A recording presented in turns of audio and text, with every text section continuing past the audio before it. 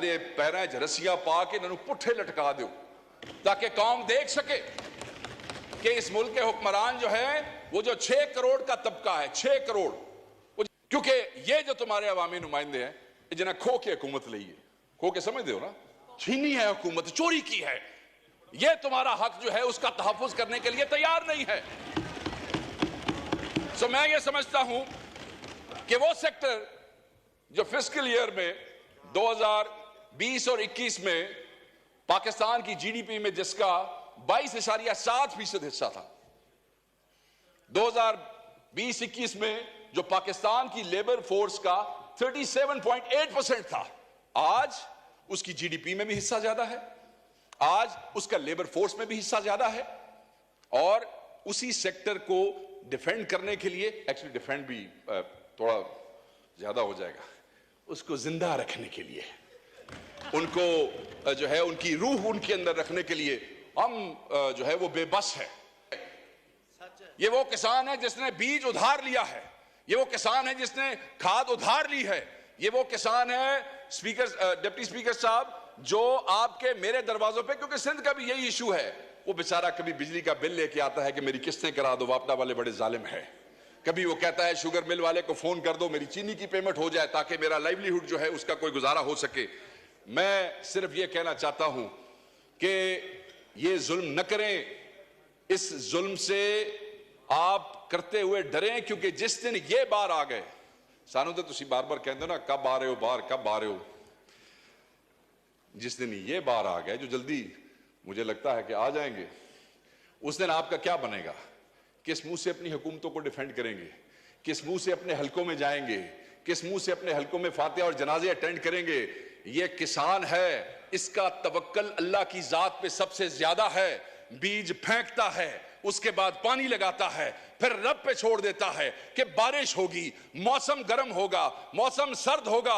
जैसे बारिश बेमौसमी हो जाए तो उसके दिल पे छुरियां चलने लग जाती हैं कि खुदा ना खास्ता अब अगर ये गंदम का दाना यहां पे गिर गया तो मेरे बच्चों का क्या होगा। वो रब पे तवक्कल करता है, और जब उसके बाद कटाई हो जाती है, वो बेचने के लिए जाता है, तो वो बेशरम जो दरमियान वाले मार्केट के अंदर बैठे हैं वो पैसा कमा जाते हैं। आगे ही बहुत सी बद्दुआएं आपको मिल रही हैं, इस हुकूमत को मैंडेट चोरी करने की बद्दुआ मिल रही है, गरीबों को जेलों में रखने की नाहक बद्दुआएं मिल रही हैं, औरतों और बच्चों को जेलों में रखने की बद्दुआएं मिल रही है। बिस्मिल्लाह रहमान रहीम। Thank you sir.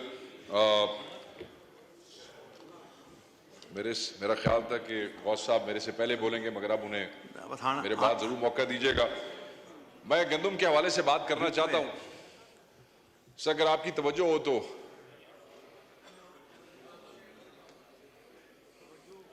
तुहाडे हाल वेख के तो गल कोई नहीं करनी, तो वेख के करनी। सर जी जी तवज्जो से, thank you very much sir. मेरे ख्याल में जब से हलफ हुआ है, आज मैं पहली दफा आपने मौका दिया, आपकी बड़ी मेहरबानी।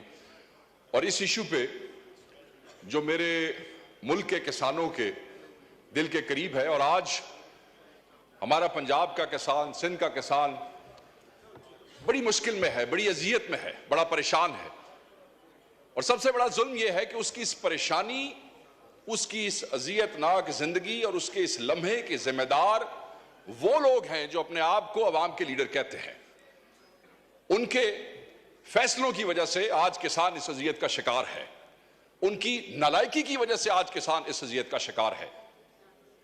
इससे बड़ी नालायकी क्या है कि पंजाब हुकूमत जो है वो 3200 रुपए पे इंपोर्ट हुई हुई गंदम जो है वो 4700 रुपए में खरीदती है। उसके बाद हुकूमतें जो है वो 3900 रुपए की सपोर्टिंग प्राइस जो है वो फिक्स करती है, और फिर इस काबिल भी नहीं है कि उसको इंश्योर कर सके, क्योंकि ओपन मार्केट में उसको फिर 2800 से लेकर 3000 रुपए तक की कीमत दी जाती है। आप मुझे सिर्फ यह बताएं कि वो किसान जिसको पानी महंगा मिल रहा है क्योंकि उसके ट्यूबवेल के ऊपर जो बिजली का बिल है वो बढ़ता जा रहा है, बिजली का बिल बढ़ता जा रहा है, वो अफोर्ड नहीं कर सकता है, उसे बीज जो है वो उधार उठाना पड़ता है, उसके पास पैसे नहीं है, उसके पास डीएपी खरीदने के पैसे नहीं है, 14,500 से 15,000 रुपए तक वो भी ब्लैक में लेनी पड़ती है। उसके पास यूरिया के पैसे नहीं है, यूरिया भी 10,000 रुपए में मिल रहा है। बिजली महंगी, फ्यूल महंगा, यूरिया महंगा, डीएपी महंगा, और उसके बाद हम ये समझते हैं कि क्योंकि हम सपोर्टिंग प्राइस 3900 रुपए रख देंगे और किसान जो है वो खुशहाल हो जाएगा और पैसे कमाएगा। जो उसकी लागत है किसान की उस गंदम के ऊपर, वो उस लागत से भी 47% कम की आपने सपोर्टिंग प्राइस भी रखी, आप ये देख लें यहां पे।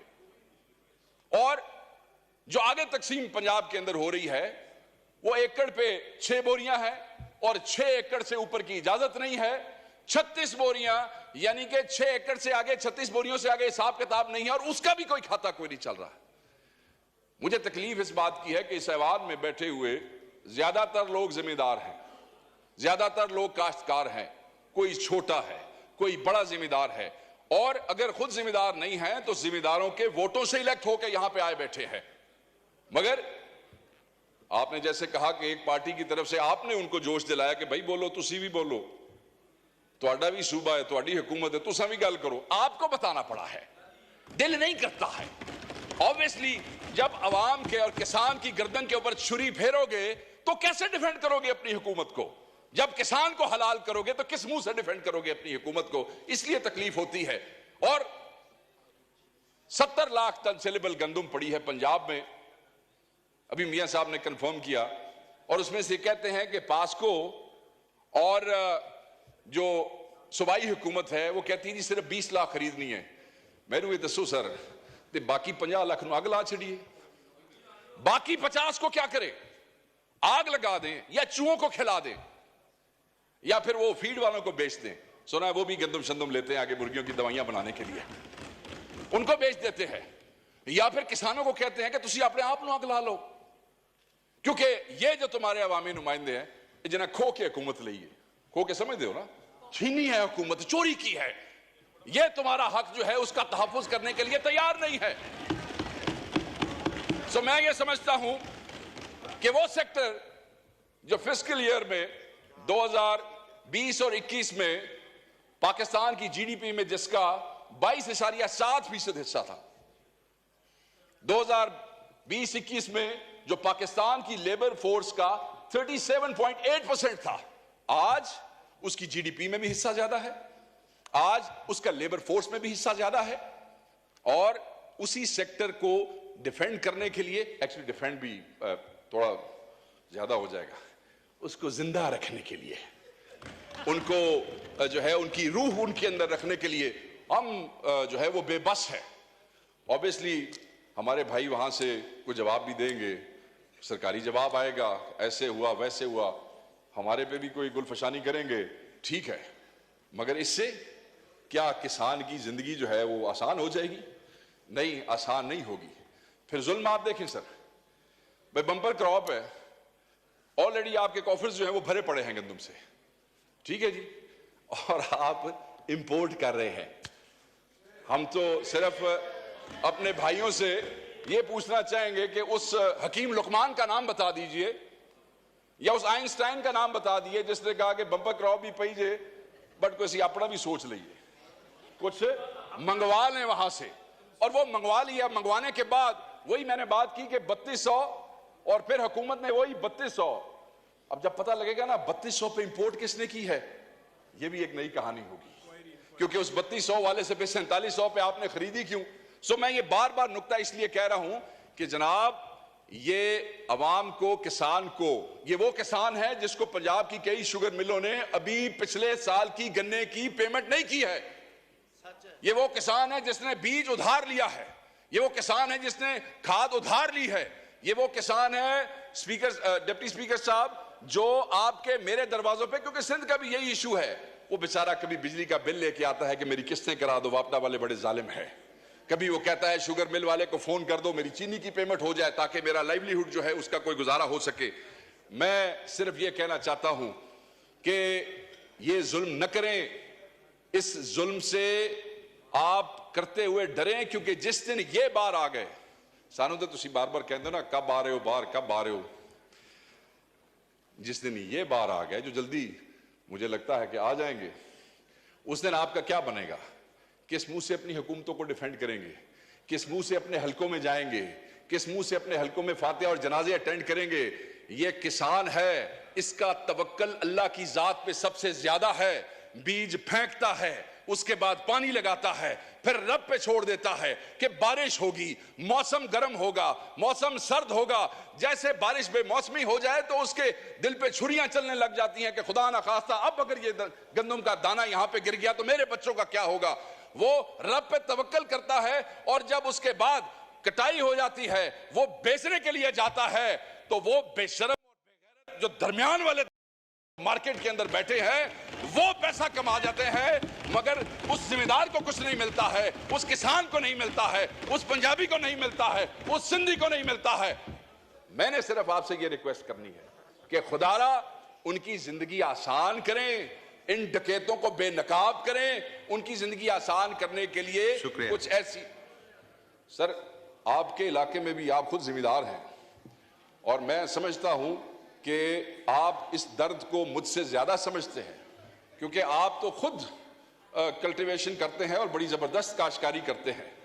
मैं ये समझता हूं कि वो डाकू जिन्होंने गंदम इंपोर्ट की है, वो डाकू जो किसान के गर्दन पे छुरी फेर रहे हैं, उनको इस्लामाबाद में ये जो बार ऐवान में ये जो आपका कॉन्स्टिट्यूशन एवेन्यू है, इन्होंने पैरों च रस्सियां पा के इन्होंने पुट्ठे लटका दो ताकि कौम देख सके कि इस मुल्क के हुक्मरान जो है वो जो 6 करोड़ का तबका है, 6 करोड़, वो जिसको हम कह रहे हैं कि तुम लोग 50 लाख जो है उसको आग लगा दो या चूहों को खिला दो, वो कम से कम ये तो कह सके कि आप जो इन ऐवानों में बैठे हैं आप इनके लिए लेजिस्लेशन करें।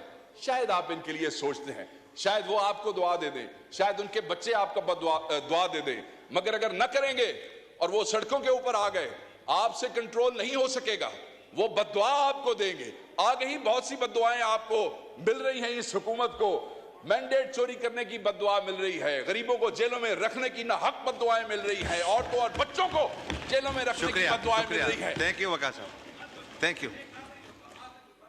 माइक खोले वकास साहब। बद्दुआ तो दे दी, मैं तो अगली बात कर रहा हूं। मैं तो सिर्फ ये कह रहा हूं कि सर उन गरीब किसानों का कुछ करे, उनके लिए कोई बेहतरी का मामला करे। वो चंद दिन वास्ते तुसी अपने डाके माके चोरियां बंद कर छो ते कुछ उन्होंने वास्ते कर छो। बहुत मेहरबानी, थैंक यू।